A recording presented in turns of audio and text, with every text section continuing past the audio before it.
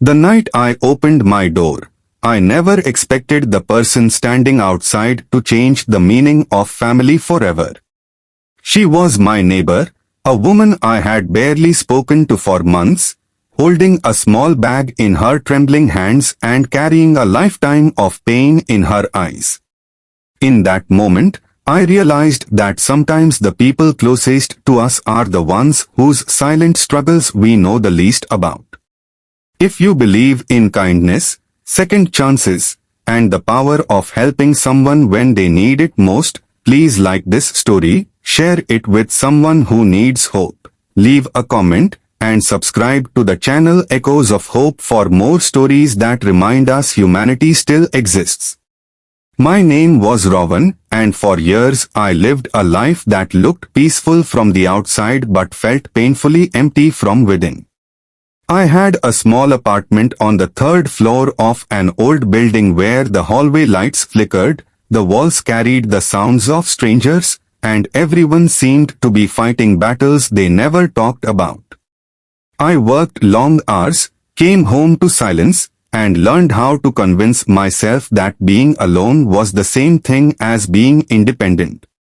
The hardest part was that I used to have a completely different life.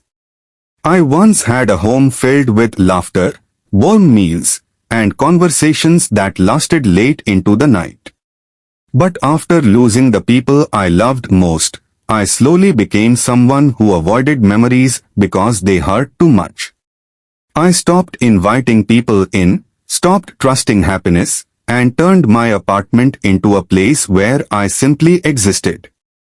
Then she moved into the apartment across from mine.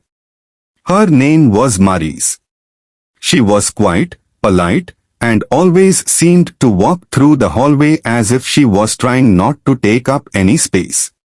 She carried groceries carefully, never made noise, and always offered a small smile whenever we passed each other. There was something about her that felt familiar, like she understood loneliness in a way most people never could. For months, we were just neighbors. We exchanged simple greetings, held the elevator door open for each other, and occasionally talked about the weather. But I noticed things. I noticed how she sometimes came home with tears she tried to hide. I noticed how she would sit outside her door for a few minutes before entering, as if she had to prepare herself to face whatever waited inside. One cold evening, everything changed.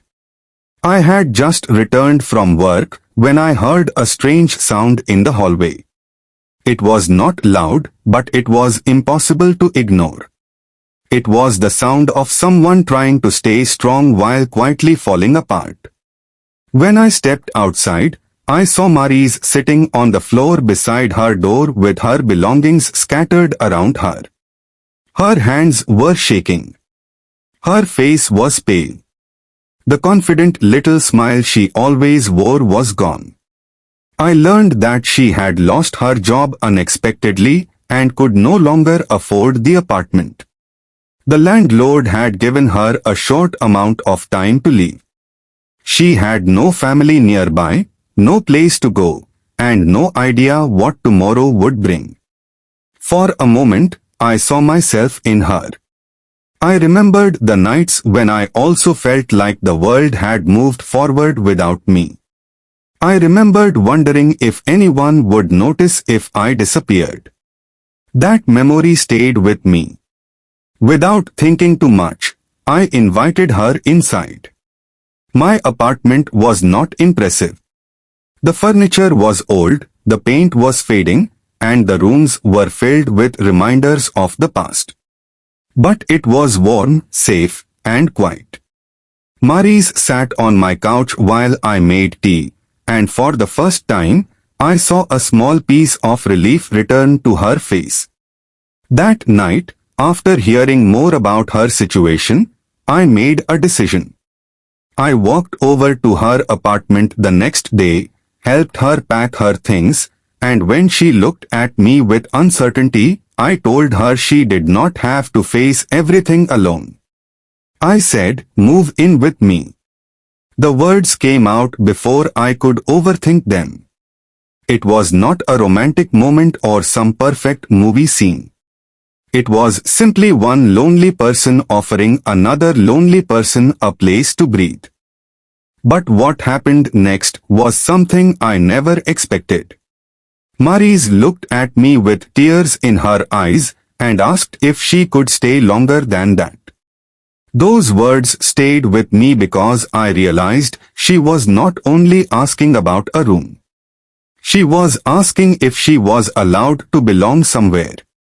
She was asking if someone could see her pain and still choose to keep her close. I told her she could stay as long as she needed. The first few weeks were difficult. We were two strangers learning how to share a space and two wounded people learning how to trust again. I had spent years protecting my routines, and suddenly there was someone leaving dishes in the sink, humming softly while cooking, and opening curtains I had kept closed for too long. At first, I struggled. I was used to silence. I was used to eating alone. I was used to avoiding conversations that reminded me I still had feelings. But slowly, things began to change. Maryse noticed the small things I had forgotten about myself. She reminded me to eat when I worked too much. She encouraged me to step outside when I spent entire weekends trapped in old memories. She brought life back into a home that had felt frozen. In return, I helped her rebuild her confidence. I helped her search for opportunities, practiced interviews with her, and reminded her that losing a job did not mean losing her worth. One afternoon, I came home and found her sitting at the kitchen table with a letter in her hands. She had received an offer for a new job. It was not a perfect position, but it was a beginning. She smiled in a way I had never seen before. It was not the careful smile she showed strangers. It was real. It was the smile of someone who finally believed tomorrow could be better. That evening, we celebrated with a simple meal. Nothing expensive. Nothing fancy. Just two people sitting at a table, laughing about small things, and realizing how far they had come. Over time, our apartment became a place where healing happened. We started helping others in the building. We checked on elderly neighbors, shared meals with people who were struggling, and created small moments of kindness that seemed to spread. The same hallway that once felt cold became a place where people stopped and talked. I began to understand something important. Sometimes people do not need someone to solve their entire life. Sometimes they just need someone to open a door. Months passed, and Maryse eventually became stable enough to move into her own place. When she told me she was ready, I felt happy for her, but I also felt a strange sadness. The apartment would become quiet again. On her last night there, we sat together and looked around at all the memories we had created. The same rooms that once held my loneliness now carried laughter, conversations, and hope. I realized that she had entered my home as someone who needed saving, but she left as someone who had saved me too. Before she left, she gave me a small framed picture. It was not of us, but of my apartment building hallway. Underneath it was a simple message about how a place can become a home when someone chooses to care. Years later, I still keep that picture.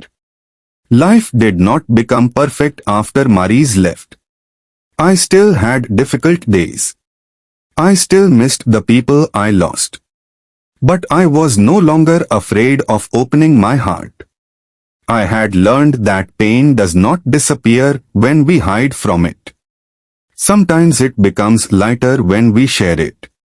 Maryse and I remained close. We continued supporting each other through every season of life.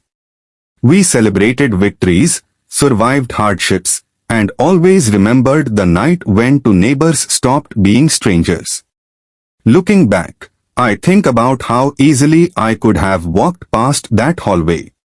I could have ignored the sound of someone crying.